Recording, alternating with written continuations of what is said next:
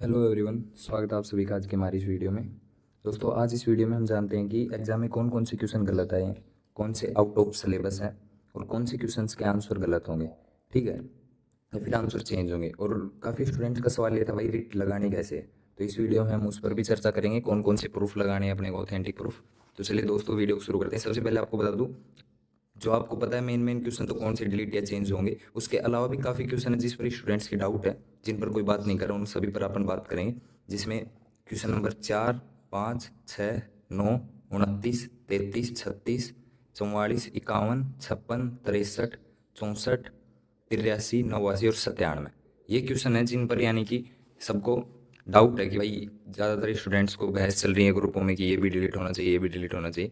तो मैं आपको एक चीज़ क्लियर कर देना चाहता हूँ कि हर साल जो यानी कि सुपरवाइजर के जितने भी एग्जाम हुए हैं सब में यानी कि 6-7 5-6 क्वेश्चन तो यानी कि डिलीट होते हैं हर बार ही। ठीक है, तो 5-6 के करीब करीब मानकर चलो, ऐसा नहीं कि सारे क्वेश्चन ही डिलीट हो जाएंगे, 10-15 डिलीट हो जाएंगे। बोर्ड इतना भी पागल नहीं है। ठीक है, हो सकता है वो कमाने के लिए, कुछ भी करने के लिए अपने यानी कि क्वेश्चन ऐसे दे रहा हो, आंसर ऐसे। चलो अभी स्टार्ट करते हैं। सबसे पहला क्वेश्चन है, देखो क्वेश्चन नंबर 4। इसके अंदर काफ़ी स्टूडेंट्स का डाउट है कि भाई ये बैराट है ना, ये जयपुर के अंदर आता है, तो इसको यानी कि अलवर के अंदर क्यों दे रखा है। तो इसको मैं बता दूं, ये क्वेश्चन डिलीट नहीं होगा। ठीक है, ये बोर्ड का एकदम राइट आंसर है, क्योंकि बैराट क्षेत्र है वो यानी कि आता है अपने जयपुर के अंदर ही आता है। ठीक है, लेकिन बैराट पहाड़ी है वो क्लियरली, ये अपनी राजस्थान की बुक है, राजस्थान का भूगोल, doctor Harimohan Saxena, authentic book है। ठीक है, और इसमें आप देख सकते हो, एक सेकेंड, ये रहा, अलवर में पुनः अरावली श्रेणियों का सघन विस्तार, जिसमें भानगढ़ 649 मीटर, ठीक है, सिरावासा 651 मीटर, अलवर किला और ये रहा बैराट 704 मीटर। ठीक है, तो यहाँ पर इस पैराग्राफ में आप अच्छे से पढ़ लेना।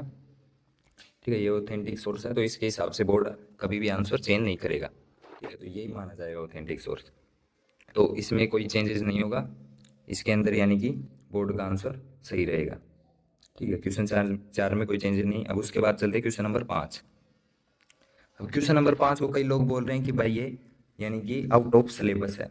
ठीक है, तो आपको बता दूं, ये अपने आर्ट एंड कल्चर का जो सिलेबस है उसमें लास्ट में वन्य जीव अभ्यारण्य वाला टॉपिक है, उसके अंदर से आया है। तो ये क्वेश्चन भी अपने आप में एकदम सही है और इसके बोर्ड का आंसर भी सही है। ठीक है, तो ये क्वेश्चन भी डिलीट नहीं होगा। ठीक है, अब उसके बाद क्वेश्चन नंबर 6। इसमें भी काफ़ी स्टूडेंट्स की बहस चल रही है कि भाई टीएसएस डिलीट होना चाहिए। अब देखो, टीएसएस का सीधा सीधा फंडा बता दूं मैं, ये डिलीट नहीं होगा, डिलीट नहीं होगा।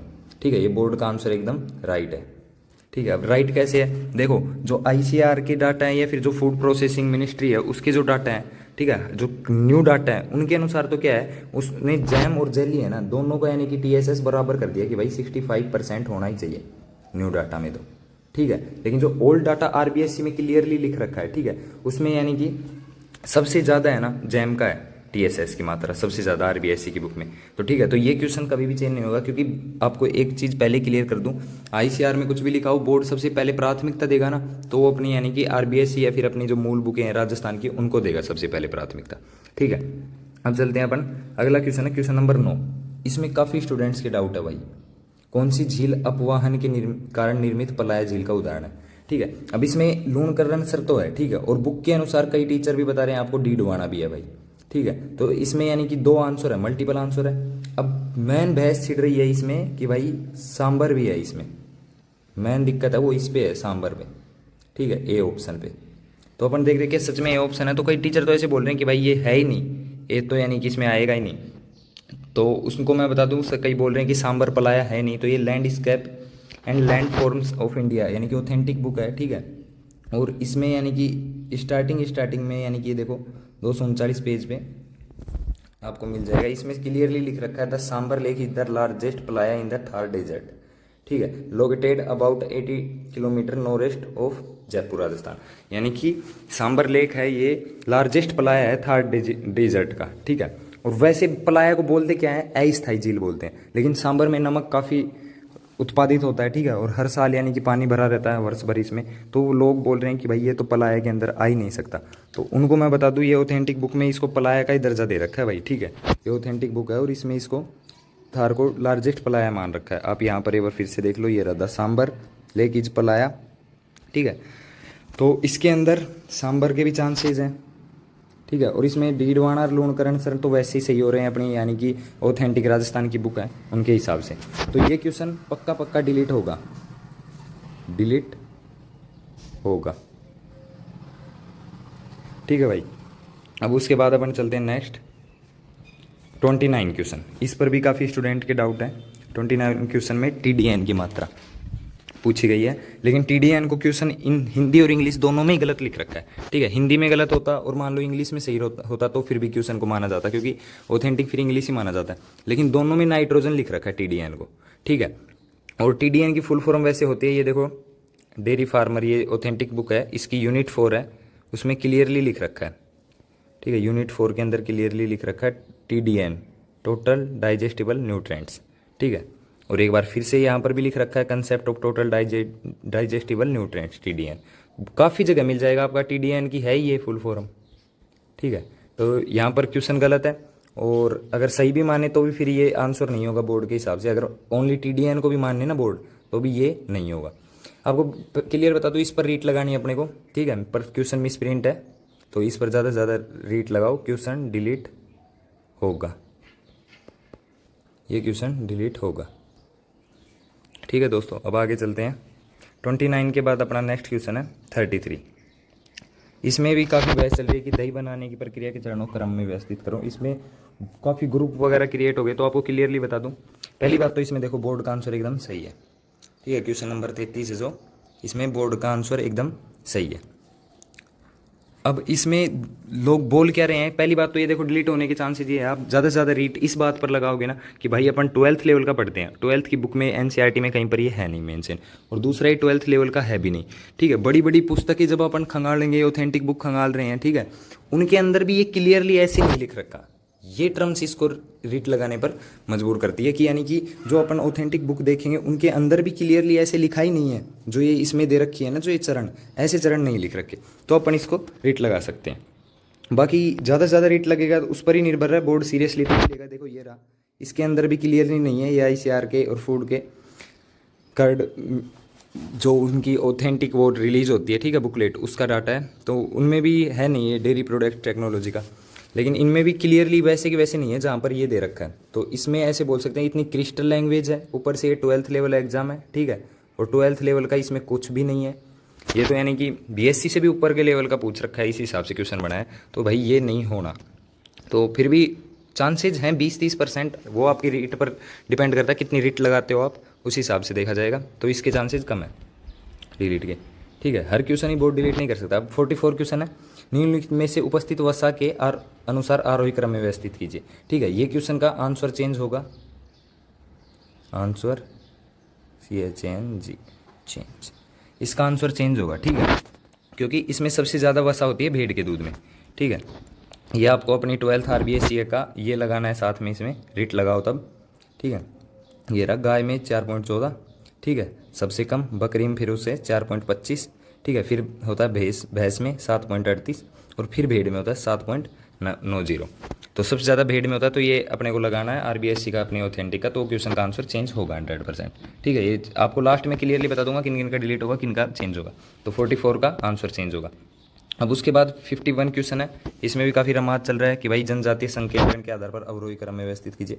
कोई बोल रहा है भाई ये सही है, प्रतिशत ही होगा, तो आपको क्लियरली एक चीज़ बता देता हूँ, ये संकेंद्रण है ना, ये लैंग्वेज गलत यूज की गई है। संकेंद्रण प्रतिशत में पूछा जाना चाहिए या फिर इसका कुल आबादी के आधार पर पूछा जाना चाहिए। संकेंद्रण का वैसे क्लियर ऑथेंटिक बुक्स के अंदर अपन इसका अर्थ देखें, मीनिंग देखें संकेंद्रण का, तो इसका मीनिंग होता है किसी एक बिंदु पर केंद्रित करना। अब वो एक बिंदु पर केंद्रित करना, चाहे वो प्रतिशत के अंदर आप किसी बिंदु पर केंद्रित कर दो, ठीक है, या फिर आप उसको केंद्रित कर दो तो कुल आबादी पर केंद्रित कर दो। जैसे यानी कि 2 + 6 + 8 + 10 + 12 + ऐसे जोड़ है, तो जोड़ का कुल योग होगा, वो एक केंद्रित होगा, सारों का जोड़ मिलाकर एक स्पष्ट निकल आएगा। इस हिसाब से तो संकेंद्रण है। देखो ये रहा, इसमें मजबूत ये यानी कि अपने को मजबूत तरक क्या देना है, ठीक है, रीट लगाने के लिए, कि भाषा अस्पष्टता, प्रश्न में केवल जनजातीय आबादी के संकेंद्रण लिखा गया है, यहाँ कहीं भी प्रतिशत शब्द का उल्लेख नहीं हुआ है। ठीक है, संकेंद्रण का सीधा मतलब सघनता या कुल आबादी के जमाव से भी निकाला जा सकता है। ठीक है, और अगर कुल आबादी के हिसाब से निकाल रहे हैं अपन, तो उदयपुर में सबसे ज़्यादा 15.25 लाख आदिवासी रहते हैं। ठीक है, तो इसके हिसाब से अगर करें तो इसके हिसाब से फिर ABCD हो जाएगा। ठीक है, तो इसके अंदर यानी कि चांसेस हैं या तो फिर बोर्ड क्वेश्चन को डिलीट करेगा, ज़्यादातर आप ज़्यादा से ज़्यादा रीट लगाओगे इस पर तो डिलीट होने के चांसेस ज़्यादा से ज़्यादा बनेंगे, ठीक है। और वैसे आंसर चेंज का मेरे को नहीं लगता बोर्ड आंसर चेंज करेगा, या तो इसका क्वेश्चन को डिलीट ही करेगा या फिर आंसर यही रखेगा, ठीक है। ये आंसर चेंज नहीं करेगा बट बोर्ड, इतना ज़रूर है। अब उसके बाद 56 क्वेश्चन, इसमें काफ़ी रमात चल रहे हैं तो इसका क्लियरली आपको बता दूं 56 क्वेश्चन है, ठीक है। बोर्ड के इसमें थार पारकर और डांगी दोनों के अंदर रमात चल रहा है कि भाई थार पारकर भी द्विप्रयोजनीय है और डांगी भी द्विप्रयोजनीय है। अब क्लियरली कुछ भी हो, ठीक है, कोई नस्ल कैसी भी हो, लेकिन 12th RBSc बुक में दोनों दे रखी है, थार पारकर भी और डांगी भी, ठीक है। अब आपको एक चीज़ बता दूं, थार पारकर वैसे श्रेष्ठ है, ठीक है। जैसे आपसे मैं पूछूं कि भाई जयपुर कहाँ पर स्थित है, ठीक है, तो उसमें मैं ऑप्शन दे दूँ राजस्थान, भारत, ठीक है, और अदर ऑप्शन दे दूँ, ठीक है, अमेरिका, जापान, कुछ भी। तो आप भारत और राजस्थान में क्या चूज़ करोगे मेरे को ये बताओ, ठीक है। इंडिया और राजस्थान के अंदर आप क्या चूज़ करोगे? राजस्थान वाला ज़्यादा ऑथेंटिक सही माना जाएगा ना। वैसे जयपुर है तो इंडिया के अंदर ही, पर इंडिया के अंदर भी राजस्थान में, इस हिसाब से यानी कि दोनों है तो यानी कि द्विप्रयोजनीय, ठीक है, पर यानी कि श्रेष्ठ द्विप्रयोजनीय थार पारकर को माना जाता है। कुछ लोग बता रहे हैं कि भाई थार पारकर दुधारू नस्ल के अंतर्गत है और डांगी श्रेष्ठ द्विप्रयोजनीय है। आपको एक चीज़ बता दूं, डांगी भाई श्रेष्ठ द्विप्रयोजनीय नहीं है, ये तो अशुद्ध द्विप्रयोजनीय नस्ल है, ठीक है। और कुछ भी हो, चलो वो तो आपकी सबकी नॉलेज के ऊपर डिपेंड है, कुछ भी हो, लेकिन यहाँ पर तो थार पारकर और डांगी दोनों दे रखे हैं, तो बोर्ड इस क्वेश्चन को डिलीट ही करेगा, ठीक है। कई बोल रहे हैं ना कि डिलीट नहीं होगा, तो बोर्ड इसको डिलीट ही करेगा, या फिर थार पारकर आंसर रहेगा या फिर बोर्ड इसको डिलीट करेगा, डिलीट होगा या फिर कुछ चेंजेस नहीं होगा, ठीक है। अब 63 क्वेश्चन देख लो, इसमें यानी कि सूती वस्त्र, इसमें लोग बोल रहे हैं कि भाई ये कथन ही गलत है, ये बोर्ड का आंसर गलत है, क्योंकि राजस्थान के अंदर जो सूती वस्त्र की मिलें हैं सरकार की सहायता के बिना स्थापित की गई हैं, ये कथन सही है, ठीक है, और इसमें कारण भी सही है, दोनों चीज़ें सही है। तो आपको बता दूं, सरकार की सहायता के बिना स्थापित नहीं की गई, हालांकि पहली जो मिल थी वो प्राइवेट निजी क्षेत्र में बनाई गई थी, किसी निजी व्यक्ति ने खोली थी, ठीक है, खुद की पहली मिल, लेकिन सरकार ने भी बहुत सहायता की है। तो इसमें यानी कि ऑप्शन है वो बोर्ड का सही है, लेकिन अपने को इसमें रीट लगाना ज़्यादा से ज़्यादा, अगर आपका गलत हुआ है तो इसमें क्या रीट लगानी है अपने को कि यानी कि आउट ऑफ सिलेबस है।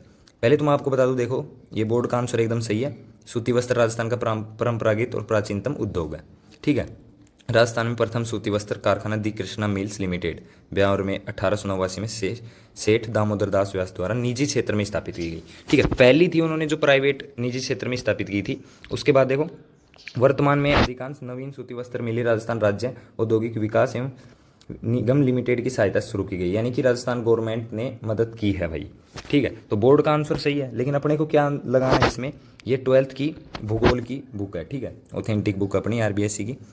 अब इसके अंदर 24 चैप्टर है जो राजस्थान का खनिज एवं उद्योग वाला है, उसमें क्लियरली एक लाइन लिख रखी है, एक सेकेंड, ये रही, वर्तमान में अधिकांश नवीन सूती वस्त्र मिलें राजस्थान राज्य औद्योगिक विकास एवं विनियोग निगम लिमिटेड की सहायता से शुरू की गई है, ठीक है। जो एक कथन और कारण चीज़ें हैं ये कहाँ से आ रही है, ये आ रही हैं अपनी 12th भूगोल की खनिज एवं उद्योग चैप्टर से, ठीक है। और आपको एक चीज़ बता दूं, अपने सिलेबस में खनिज एवं उद्योग चैप्टर नहीं है, तो अपने को इस पर रीट लगानी है ज़्यादा से ज़्यादा। और उसमें क्या लगाना अपने को, सबसे पहले अपने को या ये लगाना है, ठीक है, क्वेश्चन लगा दिया, आंसर लगा दिया, बोर्ड का आंसर भी सही है, अपने को कारण देना है कि out of syllabus, out of syllabus में फिर अपने को ये लगाना है, ठीक है, ऑथेंटिक सोर्स लगाना है, और अपने को सिलेबस भी लगाना है नीचे कि भाई ये सिलेबस लगा रहे हैं, उसके अंदर अपने हमारे खनिज और उद्योग वाला चैप्टर ही नहीं था, तो हमने सिलेबस में जब पढ़ाई नहीं तो वो आंसर आउट ऑफ सिलेबस है, इसको डिलीट करो, ठीक है। रीट लगा ज़्यादा से ज़्यादा लगाओगे तो डिलीट होगा।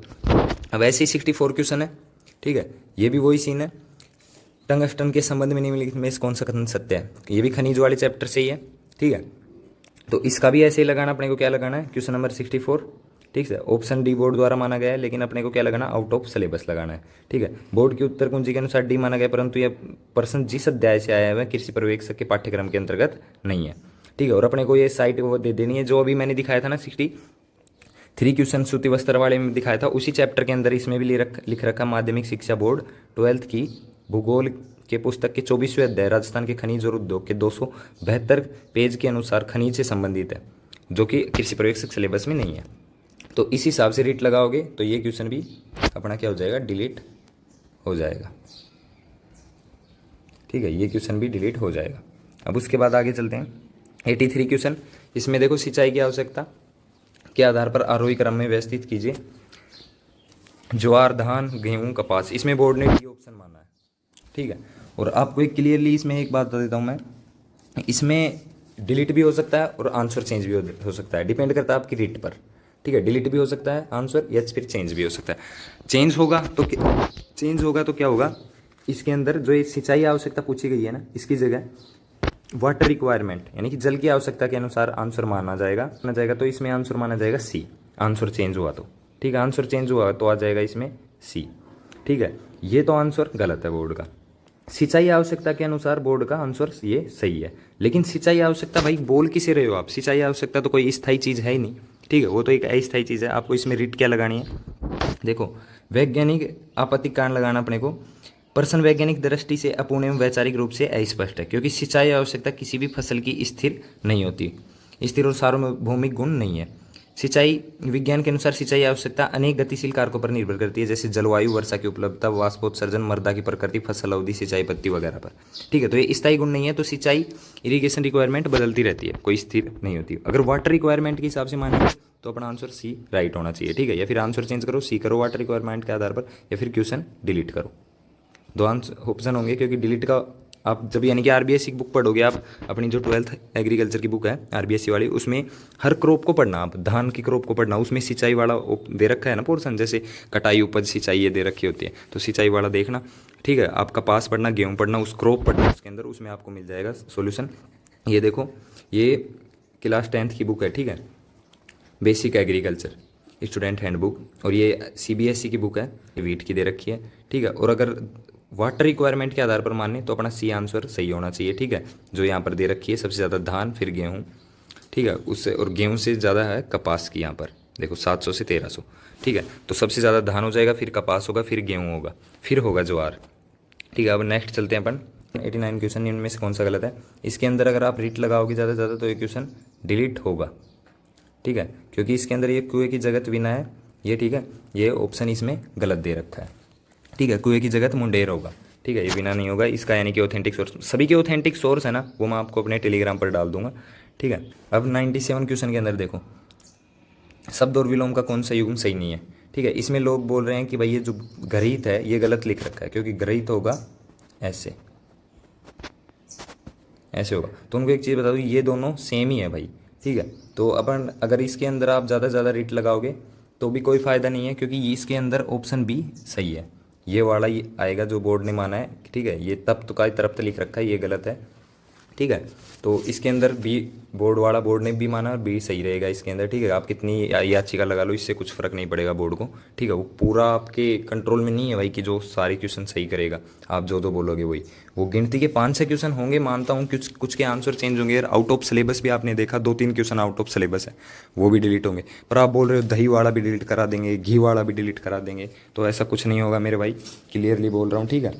सिंचाई वाला भी डिलीट हो सकता है, फैट वाले में आंसर भी चेंज हो सकता है, ऐसे हो सकते हैं, बाकी हर क्वेश्चन का नहीं। तो धन्यवाद दोस्तों, हो सकता है आपको वीडियो, आई होप आपको वीडियो पसंद आई होगी, और जल्दी मैं ये भी नेक्स्ट वीडियो में बताऊंगा कि अपने को रिट लगानी कैसे है, ठीक है, विद ऑथेंटिक प्रूफ के साथ कैसे रिट लगानी है। तो दोस्तों वीडियो को सपोर्ट जरूर करना, धन्यवाद।